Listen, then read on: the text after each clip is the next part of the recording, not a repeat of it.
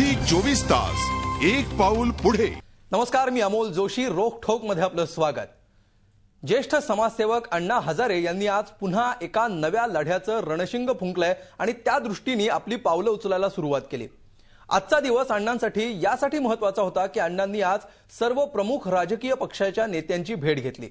यामध्ये काहींनी अण्णांना टोलवून लावलं, काहींनी अण्णांना रेड कार्पेट ट्रीटमेंट दिली, तर काही पक्षांनी अण्णांना भेटच नाकारली।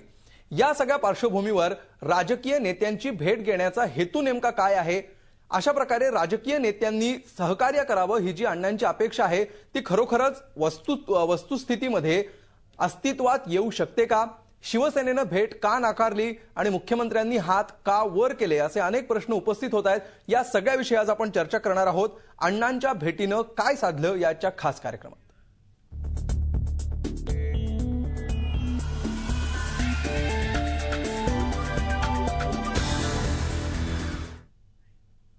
या विषयावर चर्चा करण्यासाठी आपल्या स्टुडिओमध्ये आहेत काँग्रेसचे नेते भाई जगताप। भाई, स्वागत तुमचं या चर्चेमध्ये। त्याचबरोबर पुण्याहून या चर्चेमध्ये सहभागी होत आहेत माजी सनदी अधिकारी अविनाश धर्माधिकारी।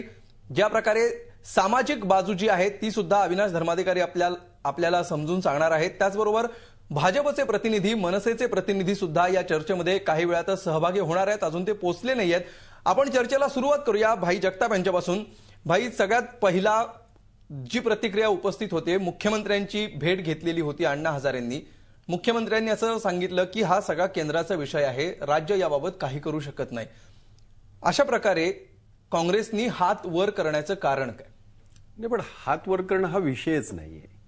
आपण लोकपाल हा संसदेमध्ये मांडण्यासाठी आग्रह केला, त्याच्यासाठी ज्या काही प्रक्रिया झाल्या, मग ती कमिटी असेल वगैरे वगैरे, तो सगळा इतिहास आपल्या सगळ्यांना माहिती आहे। म्हणजेच आपण सगळे आग्रही आहोत, लोकपाल हा आला पाहिजे, लोकपाल हा झाला पाहिजे। काँग्रेस आग्रही आहे, त्यांनी मांडलं।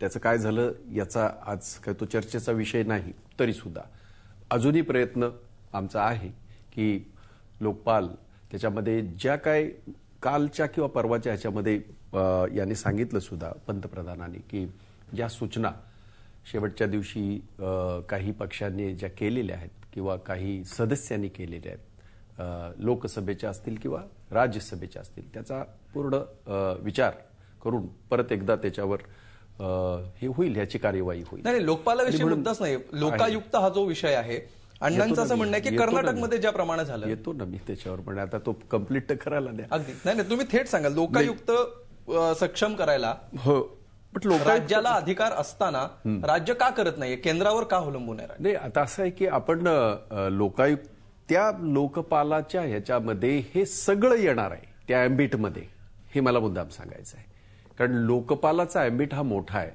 देशव्यापी त्याचा अँबिट आहे, आणि त्याच्या अनुषंगाने ह्या सगळ्या राज्यामधल्या ज्या याचा आहे एकसूत्रीपणा आलं पाहिजे। कारण शेवटी आपण जो कायदा करतोय देशाच्या दृष्टीने, राज्याच्या दृष्टीने आणि जनतेच्या दृष्टीने, देशाच्या सर्व जनतेच्या दृष्टीने, ही ती भूमिका आहे। त्यामुळे त्याच्यामध्ये हात वर करण्याचं काही कारण नाही। राहिली गोष्ट, आज जर आपण लोकपालचं म्हणणं, जसं आता आपण म्हणालात की कर्नाटका, मग कर्नाटका हा शब्द कशासाठी यायला पाहिजे? देशभरातल्या याचा त्या अँबिटमध्ये येणारे सर्व सारखेच हे व्हावेत। कर्नाटकमध्ये अशा प्रकारचे अधिकार आहेत, लोकायुक्तांना अधिकार दिलेले आहेत, आणि त्याच्यामुळे कर्नाटकमधल्या मुख्यमंत्र्यांचं प्रकरण त्या अधिकार दिलेलं असल्यामुळे बाहेर पडू शकलं। हे अधिकार महाराष्ट्रात नाहीये, जरी महाराष्ट्राने सगळ्यात पहिल्यांदा लोकायुक्ताची स्थापना केली असती तरी सुद्धा। याविषयी आपण बोलूया। आपल्यासोबत अविनाश धर्माधिकारी आहेत पुण्यातून। अविनाशजी, राजकीय नेत्यांची भेट घेण्याचं धोरण अण्णा हजारेंनी ठरवलं आणि अनेक राजकीय पक्षाच्या नेत्यांची भेट घेतली आहे। या भेटीचा या आंदोलनाला खरंच काही उपयोग होईल असं तुम्हाला वाटतं का? अण्णांनी वेगवेगळ्या पक्षाच्या राजकीय नेत्यांच्या भेटी घेण्याचा आंदोलनाला काहीही उपयोग होणार नाही। इनफॅक्ट अण्णा अशा प्रकारे वेगवेगळ्या नेत्यांच्या दारात जात आहेत, हा कुठेतरी आता आंदोलन दुबळं पडतंय, त्याला जनाधार कमी आहे की काय अशी शंका निर्माण करणारं हे वागणं आहे। शिवाय तिकडे टीम अण्णामध्ये पण काही कानावर येतं ते काही आनंददायक नाही। मग जाऊन अण्णा रामदेव बाबांच्या बरोबरी गेले, ज्यांच्याविषयी ते काल परवापर्यंत म्हणत होते की ह्यांना जवळ करणार नाही। सर्व पक्ष आणि राजकारणाबद्दल मी आदर ठेवूनच सांगतोय की मुळात आपलं राजकारण इतकं सखोल सडलेलं आणि करप्ट आहे की आपले राजकीय पुढारी मुळात ज्या बुंध्यावरनं फांदीवर चढले त्या फांदीवर ते स्वतः घाव कशा घालतील ते. त्यामुळे भ्रष्टाचारातनं मुक्तता या मुद्द्याला राजकीय पक्षांचा मनापासूनचा आणि खरा पाठिंबा मिळेल असं मला वाटत नाही. यात मी कोणाही विशिष्ट पक्षाविषयी बोलत नाहीये. आपलं राजकारण अंतर्बाह्य सडलेलं आहे. ते 2 नंबरच्या काळ्या पैशावर आणि मग जातीपातीन गुंडगिरीन लोकांच्या तोंडाला पानं पुसणं यावरच उभं आहे. आता राहिला एकच मुद्दा ज्याने आजच्या मुद्द्याची सुरुवात झाली. मला नेहमीच आपल्या चर्चेमध्ये भाई जगताप असले की एक आनंद असतो, कारण ते नीट मुद्देसूद बोलतात. त्यामुळे निदान ज्या चर्चेमधनं काही निष्पन्न होईल असं आहे, तेव्हा त्यांच्या उपस्थितीचा मी आनंद व्यक्त करतो. धन्यवाद. हेही सांगतो की आपल्या मुख्यमंत्र्यांबद्दल पण माझ्या मनात एक आदर आणि एक विश्वास आहे. फक्त मग जर ते आज असं वाक्य बोललेले असले की हा सगळा विषय केंद्राकडचा आहे, तो मात्र तितकासा वस्तुस्थितीला धरून नाही, एवढंच मी नम्रपणे म्हणतो, आदर ठेवूनच म्हणतोय.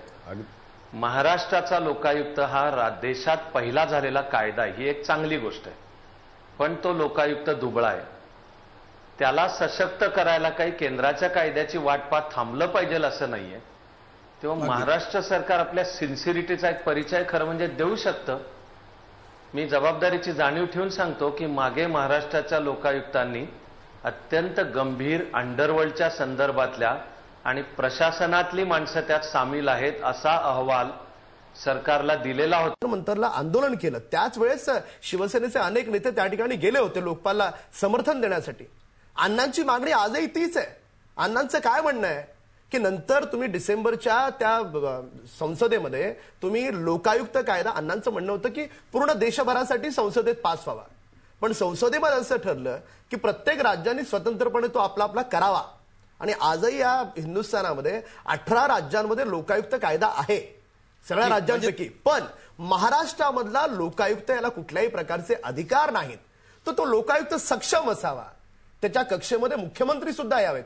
अशा प्रकारचं चांगलं म्हणणं जर अण्णा मांडत असतील, लोकांच्या हिताचं बोलत असतील, तर मनसेने त्याला पाठिंबा दिला. काय चुकलं आमचं? म्हणजे विकासाचं जर एखादं कुणाचं पाऊल पुढे जात असेल आणि भ्रष्टाचाराच्या विरोधात जात असेल तर नेहमीप्रमाणे आम्ही आमचा पक्ष मनसे. अगदी अरविंदजी आम्ही ऐकतोय, अरविंदजींना काहीतरी यावर बोलायचं. अरविंदजी, मला म्हणणे माझे मित्र आहेत राम कदम, त्यांना हे आज कळलं का अण्णांनी ही भूमिका केव्हाच मांडलेली आहे.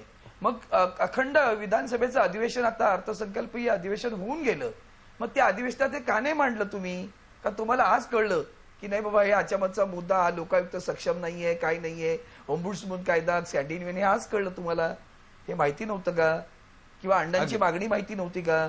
आपल्याकडे असलेला लोकायुक्त कायदा माहिती नव्हता का? अर्थसंकल्पीय अधिवेशनामध्ये अशा प्रकारची सुधारणा करण्याची आपण मागणी का नाही केली? मला याच्यावर उत्तर देऊ. अगदी या विषयावर तुम्ही उत्तर द्या. आपल्याला एका ब्रेकची वेळ झाली. आपल्याबरोबर भाजपचे मधू चव्हाण सुद्धा आहेत, त्यांनाही आपण याविषयी विचारणार आहोत. एका ब्रेकची वेळ झाली आहे. ब्रेक नंतर याच मुद्द्यावरून आपण चर्चा पुढे नेऊया. झी 24 तास, एक पाऊल पुढे.